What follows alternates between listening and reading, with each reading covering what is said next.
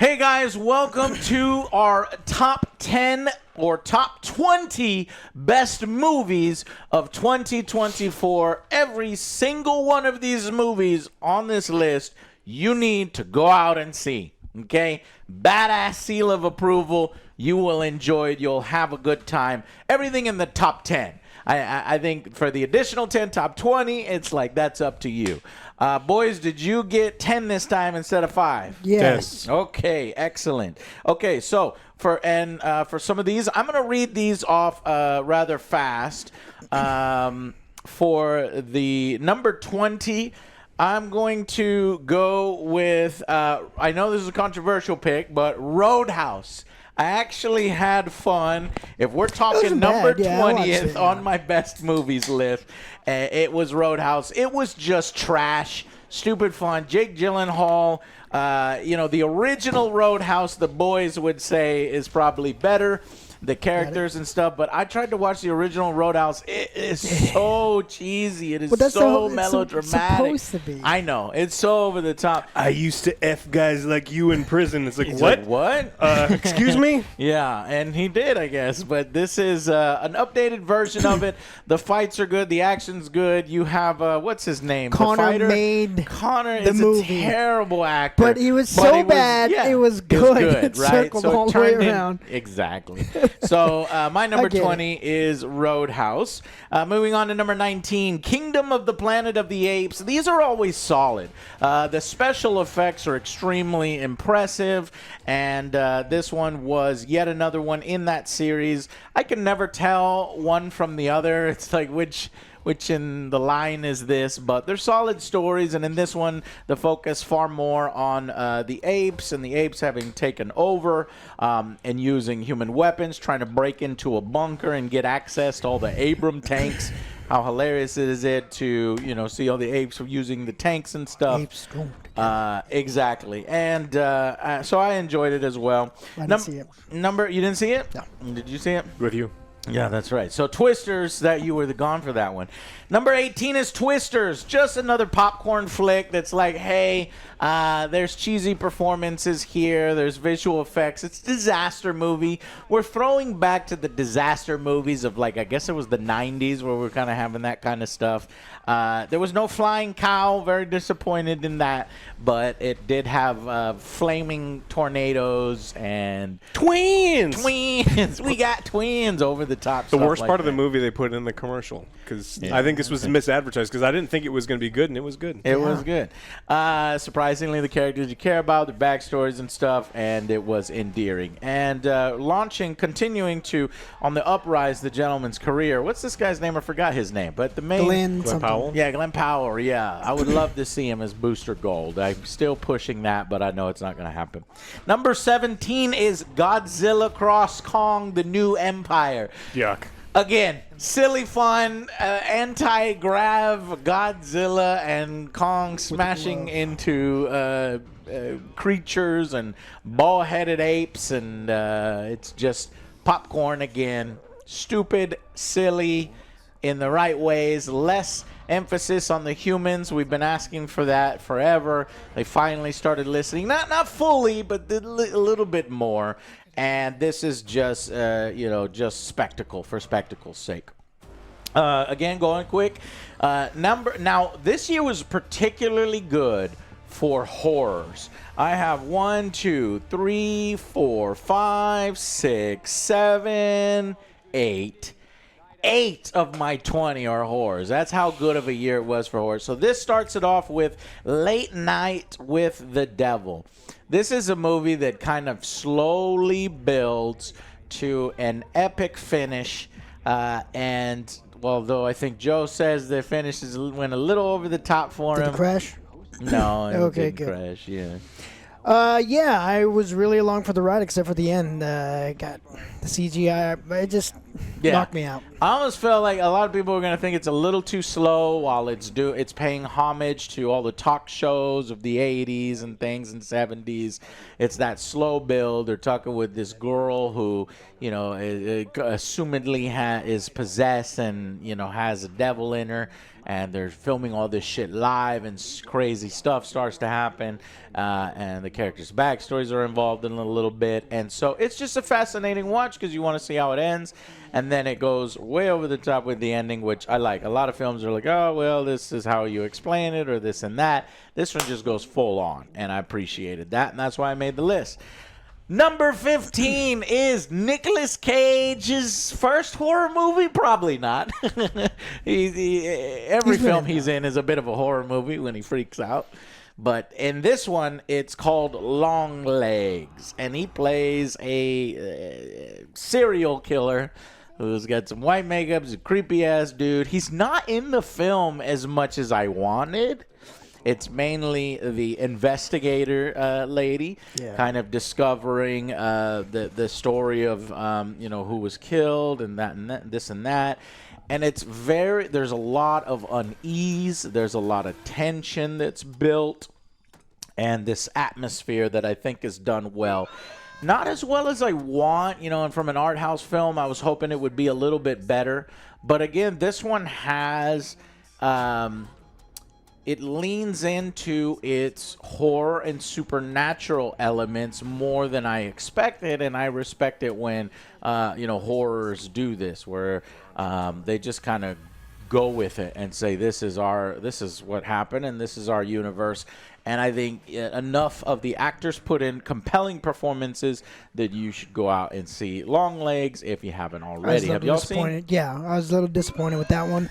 I thought it was going to be about a killer, but it leaned a lot towards supernatural, but towards the end. I'm like, well, I would have liked it if you would have started with the supernatural stuff and not just end. It's like, well, it's supernatural. It's like, what? You didn't even? Okay. Yeah, I went full supernatural. Damn it, you made me open my beer when I saw you had your beer. We're supposed to save these for the worst list. Like, I'm already waiting. Might as well. All right. Have you seen Longlegs, Alex? No. Okay. Number 14, Oddity, another horror film. This one is really a kind of an indie gem, a bit of a slow burn, but it does the tension and it does the horror atmosphere as good and better than Longlegs, in my opinion. You've got a blind woman, which adds a new dimension to the horror and the scares that's happening around her.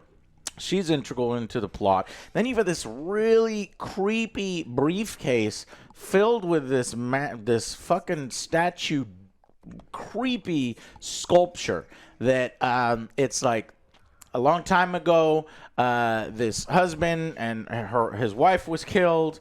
And then when it's kind of maybe, her sister shows up, it's a little suspicious circumstances. So her sister shows up and she wants revenge or she wants answers.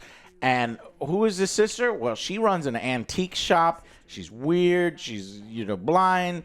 And she brings a fucking suitcase with her. She's a medium. A medium. And she can converse with spirits. And then she just brings out this statue that sits at the table. It's just sitting there, and you keep, as an audience, you keep looking at the statue. What are they going to do with it? Is it going to move? Is this? So Oddity is really a great watch. May not have as satisfying an ending, whereas Longlegs and Late Night with the Devil have endings that they commit to that I think ultimately support it. Oddity kind of ends a little bit disappointingly for me, but I still think that the first, second, and the build-up is quite good. Have you seen Oddity? Yep, that is on my list. Okay, have you seen Oddity? Okay, number 13, we go into Civil War, A24 film. I love A24 films. And I had no expectations going into the film. And that's the right way to approach it. Because you could have gone in, oh, man, we're going to get a war film. This is going to be Saving Private Ryan. It's just like divisions of soldiers fighting each other. Front lines running around with the sergeant and the sniper tower gets exploded. No, this is not a war film. This is a journal, a perspective of the United States going to war with each other, like Shattered States, the video game, or Shattered Union, but it's from the journalist's perspective. And I was ready for that because I already expected it because I knew A24 is like, a little smaller budgets, though this is one of their biggest budgets, and it worked out for them. And I really like the Civil War. It's poignant. It's cool. It's interesting. It's shocking. Some really great performances. It doesn't go too heavy-handed like it could with, Donald Trump and all these other things. It does a little bit, but it's not heavy-handed enough where I think it would put people off. It's plausible scenarios, and it's just fascinating. So, especially with the horrors that people can commit with each other, and an absolutely standout performance by Jesse Plemons. Jesse Plemons, who, by the way, was not even going to be in the film. His wife is Kirsten Dunst. Kirsten Dunst, and she's like, "Can you be in this?" And he kind of auditioned. Fucking nailed it. Yeah, you American? What kind of American are you? Yeah, it's just great. It just sticks in your head. The kind of atrocities people are willing to commit for their, side. So number 13. And then number 12 is going to be a horror film. Stop motion. This is another indie. This is one that I think is really more of an acquired taste because this one is slower than Night of the Devil, Longlegs, and Oddity. But it's about a slow descent into madness from a stop-motion animator chick. And she's making a movie. And she's got trauma in the past from her mother, who she could never live up to her mother's, ideals for, and her mother's famous and all this.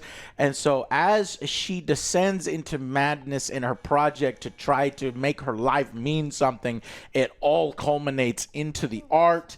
And then there's a little girl in the apartment complex, creepy-ass girl that starts to get her to push the boundaries, like fucking play with dead things, fucking do shit. I'm like, holy fuck, this is interesting. And then it's cool because there's little segments of the stop motion animation, that the film kind of switches gears and goes into that.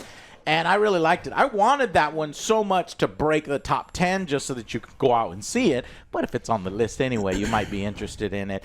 And like I said, because of the slower pace, it might put people off. But this is what it would be like if it's a descent into madness. And I don't want to be deceptive because it does have some payoff there. And at the end, it does pay off. And I think it's satisfying.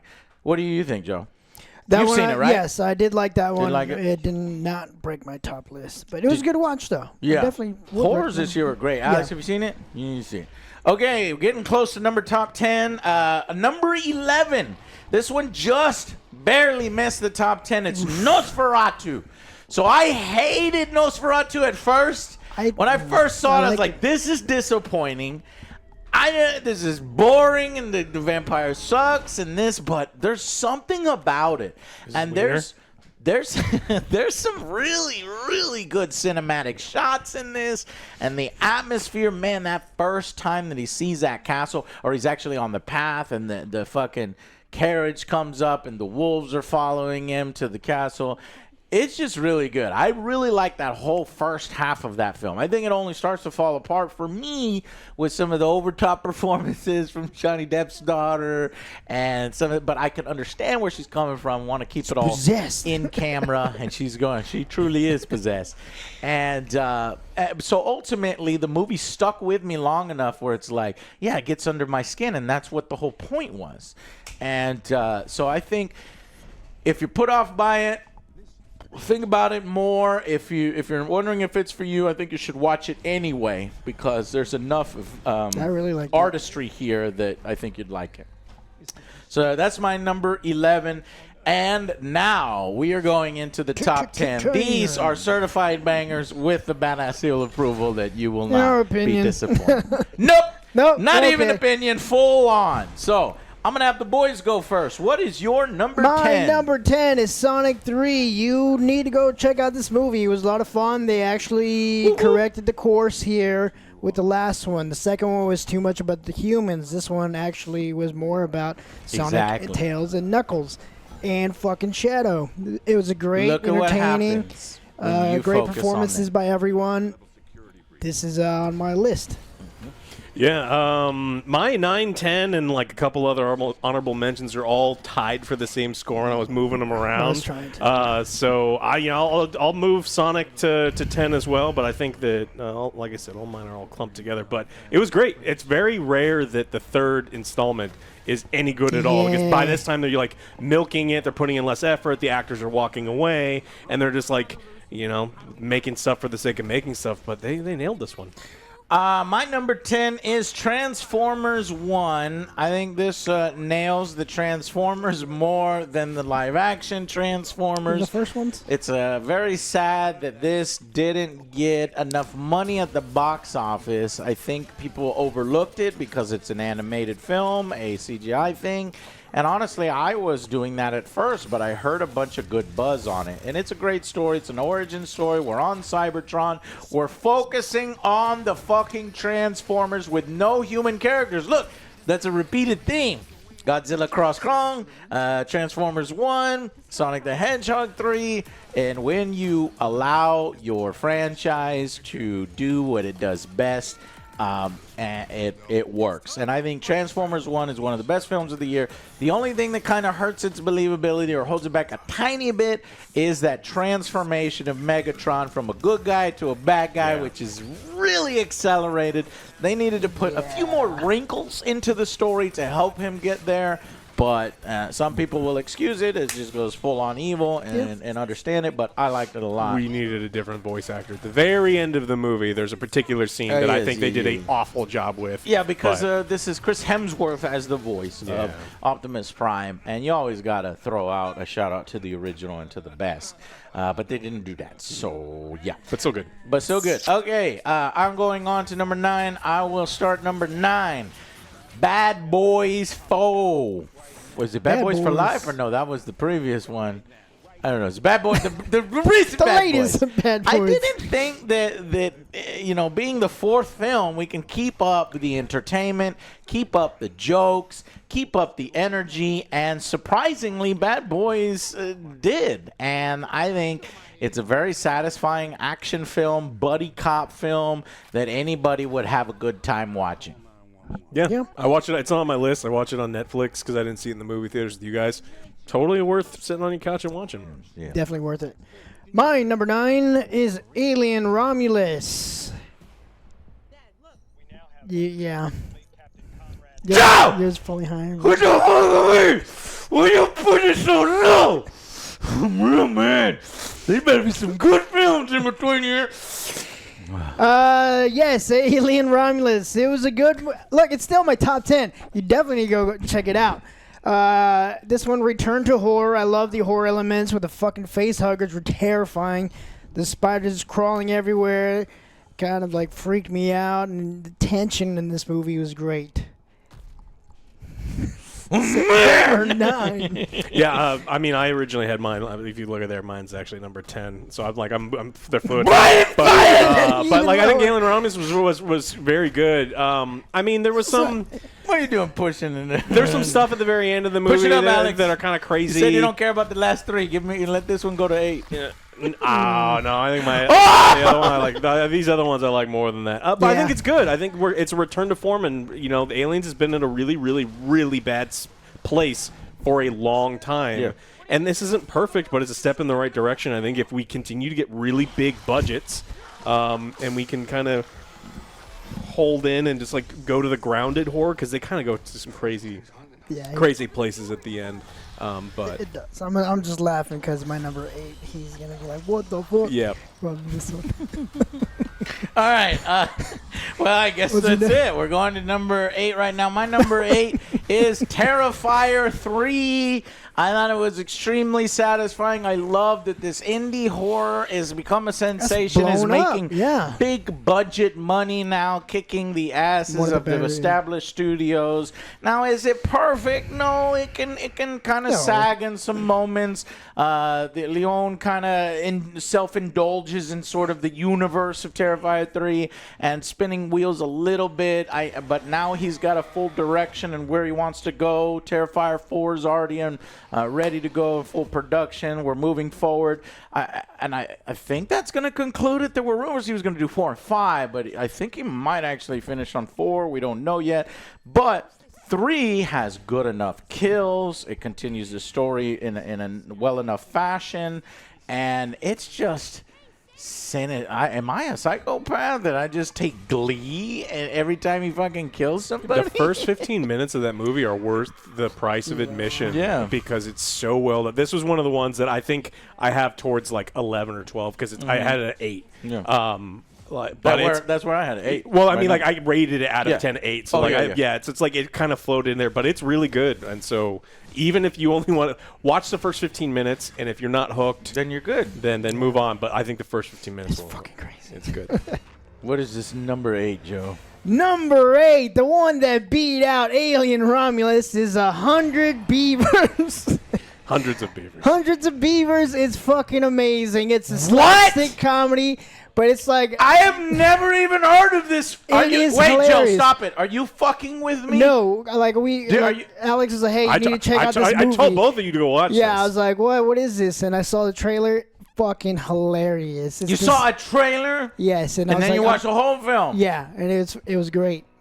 Better than Romulus. One man on a mission to make this movie, and he did it. Well, you know what? I love the fact I've never heard a kind of thing, and now you guys might want to go out and watch something. I think it's free on YouTube. It has to be indie. Oh, indie, yeah. It was made for like $7. Like one guy edited it all himself. It's great. Pretty funny. It gets like ridiculous. Yeah, there is some lag, or not lag. Like it gets kind of slow. It's slow. He should have like tightened it up a little bit, cut some time out, but. This was hilarious. Does it end satisfyingly? Yes. Okay. Yes. 100 beavers.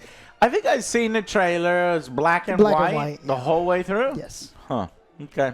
And cartoon. It's basically like Elmer Fudd and you know. Once he gets into the base. Looney Tunes. It's crazy. It is crazy. My number 8 is Furiosa. I think this was a solid action movie that people didn't really go watch. That's a shame. Yeah, and so it's like I totally understand that like the big budget action spectacle doesn't make money anymore because there is no, people aren't buying Blu-rays, DVDs, laser discs, or whatever people used to buy things on. Or at least one based on the Mad Max Saga, which kind of sucks, or with a female lead. I can't explain why it didn't perform. Yeah, because it deserved better. It was advertised in a way that I think it didn't resonate with people, but Chris Hemsworth does a really good job. He does not play Chris Hemsworth as he normally is. There's some interesting stuff. There's interesting stuff here, so that's my number 8. Disappointing Chris Hemsworth box offices, but ultimately good films. Transformers 1 and Furiosa. Okay, moving on to number 7. Yes. Number 7. My number 7 is Sonic the Hedgehog 3. Like you said, it's just fucking solid overall. By now, usually... by the third film, you're getting schlock, you're getting crap, you're getting the leftovers. Now, I feel, is when it's just now picking up, when it's just now getting on track. Leaving the humans behind for more and more and more of the Sonic the Hedgehog type characters. Yeah, it's turning a little more CGI, but that's the way you have to do it in this particular thing. That's totally fine. And now they're bringing in Amy, it seems like. Now they're going to bring in Metal Sonic. And it seems like Jim Carrey's having fucking fun. He said he'll do another one, even though he said he was going to retire. Yeah, he needs money, man. The man needs money. But I think he's having a great time. That dance sequence made me laugh. Everybody's having a great fucking time. If you want to have a great time watching a movie with family, with friends, or you're a date, go fucking see Sonic the Hedgehog 3 is my number 7. My number 7 is Deadpool 3. This movie had it all. Badass action scenes. The humor was still there. Gave us fucking Gambit and Blade. This is just a good The only watch. Blade now. The only one. Such a good Blade that it destroyed the other Blade project when he said, there ain't no other Blade but me, or whatever he said. Yeah. This one was my number 7. I had a lot of fun watching this, and especially with all the multiverse of Wolverines. You got Henry Got to boost it up for Henry. Yeah. I actually do want to see Henry as Wolverine, but we know we're He not looked like he was a great Wolverine. all those, and then the super short. He's like, we'll treat you better than they did. It's like, Yeah, yeah, you're that's probably true. right, man. You're probably right. That's good. He's able to take the piss out of himself. Yeah. My number 7, Wild Robot, animated movie that came out this year. It was super fun. It was hear good it was a things, yeah. funny movie. It's like, so I think it's DreamWorks, so they know how to balance out. There's enough jokes and situations that older people are going to really enjoy it. I keep hearing about Wild Robot. It was a really good animated movie that came out this year, and I think that it was all the way through. And then everyone that we watched it with.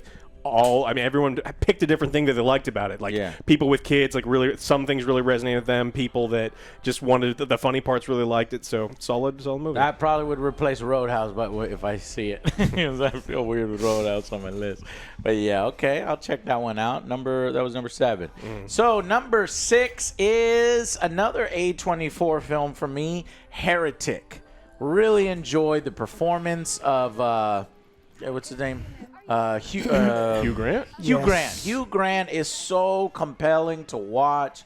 Play this kind old man kind of character that's questioning religion and is feigning interest in it, and then springing his trap on these 2 Mormon girls who are wide-eyed, just trying to spread the word of their God, and it just kind of opens up. And this one, while it may not be as horror-filled and scary as, say, Oddity, stop motion, Late Night with the Devil. No, that's not even that scary. But it's more the characters and the performances. And then as things start to happen, as he's trying to do these proofs, and he's got this really fascinating analogy about religion and iterations of religion with different versions of Monopoly. I was just compelled like fuck. And just when you have a good screenplay and you have great actors who are putting in their best performances with an interesting story, and the atmosphere is there, and everything is just clicking, you get something like Heretic. And it seems like A24 gets more of them right than they get them wrong. I highly recommend you go out and see Heretic, especially if you're interested in religion or just really interesting philosophical discussions. Yep. My number 6 is Dune 2. That Damn, was Joe, fucking all these big ones amazing. from you are way down here. I Putting can't it wait out to at see the your bottom of the list. top 10. I can't wait to see your list. Dune 2, great. This was great. Like it was. I just loved the way everything was filmed. It great pacing. The only weird thing for me was Christopher Walken in. Yeah, that was not. I was like, this is kinda not weird. that great of a casting choice. No, it wasn't. But everything else I fucking loved, and I'm excited to see more of it. Until we saw the other, what was it called? Prophecy. Prophecy. Yeah. I was like, meh, not in. Not that. No, maybe not that one for you. something better. Mine. What are you saying, Prophecy? Well, he was missing. excited for the next thing of Dune until he saw Prophecy, and now he's less excited about the Dune. Oh, universe. the next one is Messiah, and you're everybody. I am so fascinated with Messiah because it is not a mainstream story, and it's going to shit see. on everything, and I'm so curious. Okay. Yeah. My number 6 is Nosferatu. I really like this movie. I think that this is... it's a collection of really interesting scenes, and then there were some times where I think Lily Rose Depp wasn't working for me, but I think that there more was working for me than wasn't. So I just think that if you want to see a movie that's dark, that it ultimately it's a plagiarism of Dracula, but they're doing their own thing here, and it's totally worth a watch. And I think that you got to support this kind of movie and A24 movies and these other ones, because some of the big blockbusters are on the top of my list. Like, there are people out there making really cool stuff. Yeah. And this Eggers? Eggers. Yes. Yeah, Eggers. I am following him from now on, checking out what he's going to do next. All right, so number 5. Number 5 for me is Furiosa, a Mad Max Saga. This gives you payoff in visuals, acting, story, masterfully done. And by George Miller. And it's a fucking shame because I think it was a box office failure. Yeah. And this really was trying to build towards bringing Mad Max back. They're a Mad Max Saga, don't worry. They don't just say Furiosa. They say a Furiosa, a Mad Max Saga. It didn't work. I don't think people were interested in Furiosa. Charlize Theron's character from the previous Mad Max, which did better box office. But it's a shame because she puts in Furiosa, this younger version of Furiosa, played by... Her name Oh, fuck. Nobody knows. No, The bug-eyed lady from Netflix Queen. Anna Queen's Taylor. Gambit. Taylor Joy. Yes, Yeah. She's yes. even in Dune for half a second. Drawing a blank. And she does a wonderful job. Yeah. Both in action, both in strength, trying to do this girl boss kind of thing without the annoying stuff that usually comes with girl bosses. And I know how people complain about that stuff. I don't think they complained about this because it's fucking a solid ass. Not enough people story. watch to complain about Yeah, it. I don't think that we'll get the final film because the next film was supposed to bring them all together. And they had a name for it, but I guess it's not happening. So, Highwaymen or something like that. I don't know. Where Furiosa and Mad Max would come back. Well, but that doesn't mean that you can't see it and appreciate it for what it is right now. Looking at my list, you can really see I love horror. Number 5 is Oddity. That one really jumped up for me. I saw that one. I happy was to like, I'm see. just going to check it out. My number 14 way up on there. Yeah, I really like this one. The tension was there, like a horror. There's a lot of horror ones that did it poorly on my worst ones. Right. Because I love watching can't horror wait to movies. get to oh, the God, worst they're list. so fucking bad. But this one actually stood out. I liked it. Didn't really hear anything about it. But I loved it, even the ending. Mm-hmm. Yeah, mine is Dune 2. I grew up on the books. I never thought I'd get to see them in a Done this well? done well and in a serious way. I mean, David Lynch did what he did, and it was a little bit of a departure. You can tell it was David Lynch's thing, but like this was done in a way that I didn't think mainstream people would ever be talking about it. Like we're talking spin-off shows, maybe a trilogy, $500 million each. So it's like it's really compelling stuff, and I think for the most part they did a really good job. Yep. I agree completely. Number 4 is The Substance. This one came out of nowhere. In fact, Joe saw it first just in his own personal time. He was like, you need to see The Substance. And I was like, okay. So I went to see The Substance. What a fucking banger. A body horror gem. Body horror is a specific subgenre. And not enough people do it well because you're either going to do it with CGI and fuck it up, or you're going to do it with practical effects and do it well. And this does it well. Just the performances from Dennis Quaid, and Demi Moore, and the younger version of herself. Because when you take this drug, you become a hypersexualized, super attractive version of yourself. But you can only do it for a certain amount of time. But the society of excess and overindulgence, of course she does it for longer than she's supposed to. And there are horrible repercussions. Great performances, great story, masterful effects that are practical. This is the art of cinema. You need to see The Substance. Even if you don't care, I don't care about women and makeup and beauty and fading and Hollywood and this and that. Nah, man, you're just going to enjoy it based on, the horror and the thriller and the psychological elements. Yeah, I mean, this is also, I'm just to piggyback on his, this is also my number 4. Hey, look at that. And it's really good. I went out and saw it after the fact, and it is all those things, but also there's a really cool message in there, too. It's like if you think about where, what she does, she's unhappy with her life, and she takes this drug, and then what does she do when she takes the drug? It's like, it's not so different, and so it makes you think, and it's really good stuff. Yeah, and usually these are either it doesn't make you think and it's just trashy and fun, or it does. It's both of them, yeah. My number 4 is Late Night with the Devil. I loved everything about this film except for the end. Yeah, the end was kind of like schlocky. But how is it so high if you hate the ending?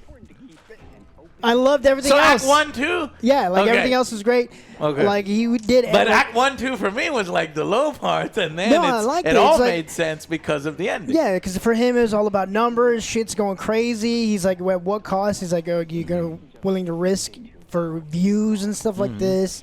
And that's the big one that, like, if they would have just kept it practical, Yeah. it would have been higher on my list. I with the really devil. like this one. Something though. more like the that substance. actor. Yeah, that actor's great. I liked him. Yeah, I don't know his Keep name. forgetting his name because like he was also in some other great ones in the Joker, Security, right? Or Batman. But that's the only downfall. Like I Okay. said, the ending. And that's your number 4? That's my number 4. Alex, what's your number 4? Also the substance. That's Oh, why yeah, I went that's with right. that, Excellent. We actually hit on one. Number 3. That's where you get Alien Romulus, Joe. Alien Romulus is one of my favorite horrors and sci-fis of the year. And that's hearkening back to when Alien films were good. Aliens. Don't That's say that. about it. Yeah. Pro. Don't you What? say it. Pro. I hate that No, one. don't you fucking say it, Joe. That movie had problems. Alien 3 was just a fucking fever dream. Fucking Alien Resurrection. Who'd you expect? Santa Claus? Is that where she's like throwing And the basketball? basketball with Ron Perlman is just awful. And then, all of the David stuff with Michael Fassbender just taking over the franchise and Ridley Scott kind of ruining alien lore. It pissed me off. Go watch my reviews. Are really epic fail, angry, this and that, low scores, because I hated how Ridley Scott came in and tried to one up. He's like, "Dude, take this franchise back." I hated everything that James Cameron did in Aliens and just fucked it up, really. And this, you could tell that Fedez Alvarez, I forget his name, it really understands what makes aliens scary. He does facehuggers scary again. He does the absolute hopelessness of fighting the perfect organism. You have weapons, you're using them, they don't do nothing. Even in a premature alien form where you think you have the upper hand and you're killing it in its egg or whatever, and shit is just not working. And you are Kill it with so fire, blow everything vulnerable. You are so exposed. And this was a theater experience, man, when you went to see it. Because in the last half, in that third act of the film, when that thing shows up, the whole audience is like, what the fuck is that? And I love hearing that kind of stuff and reactions Real guy. from the film. Yeah, it's true. So let's not spoil it if you haven't seen it. You need to see Alien Romulus puts the Alien franchise back on track. It did so well that I'm hearing it's getting a sequel within that particular universe. There's an Alien VR game that somewhat supposedly ties into new it. TV show, that too. we're going to watch. There's Alien Earth, which is on Hulu, which I thought... And actually, Alien Romulus was supposed to go to Hulu, just like Prey, the Predator one, went to Hulu. But it must have tested so well, and they thought they had a hit. They put it in theaters, and they were right. It was a hit. And so, yeah, Alien, done by Disney, it's crazy, is done well. All right. That's my 3. My number 3 is The Heretic. This was Nice. a fucking great movie. Hugh Grant put in a great Fuck yeah. performance here. Like, he's so charismatic and charming. You just, like, let your guard down, but then all of a sudden it's like, this guy's fucking crazy. Yeah. We might fucking die. Yeah. And just the crazy message he But was it's saying, that, though. that It's like, hey, kindness. yes, but exactly. It's just like- Sinisterness. It's so Yeah. good. Yeah, like, what's going on here? You're just so intrigued, but you can't help but to watch what's going on and what's going to happen next. This one was really good. This motherfucker was like, nobody's picking me for roles. I'm going to fucking kill this. Yeah, he did. I Well, he's was been like, doing a holy lot shit. of stuff lately. I mean, I he's been haven't really seen it so in he a was in while. the Guy Ritchie movie, The Yeah, I Gentleman, remember The Gentleman. and then he was in the D&D movie where he's playing more like scumbag characters. I think it's working yeah. out for him. Yeah. My number 3 is Conclave.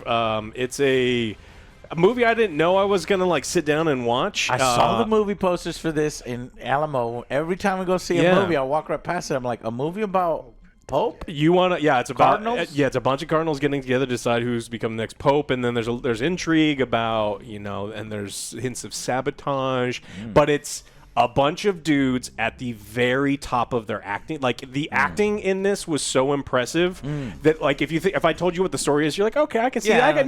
Maybe makes my top 20. Right. The scenes, the people acting in this killed it, and so that's why it made it so high. I was Heretic. I was so impressed by all of the performances. I was thinking whenever you talk about that Satan's Alley. Yeah, that's a little different. What is Satan's Alley? It's the fake movie from Tropic Thunder where Robert Downey Jr. and MTV's Best Kiss runner-up. That's exactly what I thought. All right. Next. Next is number 2. My number 2 is, like, this went back and forth with my number 1 and my number 2. I'm going to go ahead. I'm feeling right now Deadpool and Wolverine. Deadpool 3, seeing Hugh Jackman in the yellow and blue and ripped fucking muscles and a fucking badass script, fun, satisfying, tons of fan service. So this, a lot of people are like, this kind of holds it back. For me, I was so enjoying everything that I was just along for the ride, turned my brain off, satisfying my comic book urges, and Marvel, MCU. When the MCU is in the shitter, this was a good one. You know, Deadpool was fascinating to watch. Ryan Reynolds, just plenty of jokes. Good action, crazy ass, maybe a little weaker on the villain side with the female version of Professor X trapped in this other dimension, but enough of the film worked that it didn't matter. And then, of course, the performance of what is his name? Channing Tatum as Gambit is simultaneously the worst performance for Gambit, but yet the best performance for Gambit. He's so much more memorable and interesting than the previous Gambit from that. Oh God! What was that? X-Men what? I forget. X-Men Origins. I don't Wolverine? even remember what it was. X-Men Was Origins. it Origins? I think so. It also had the Blob in it. Do you remember? Yeah.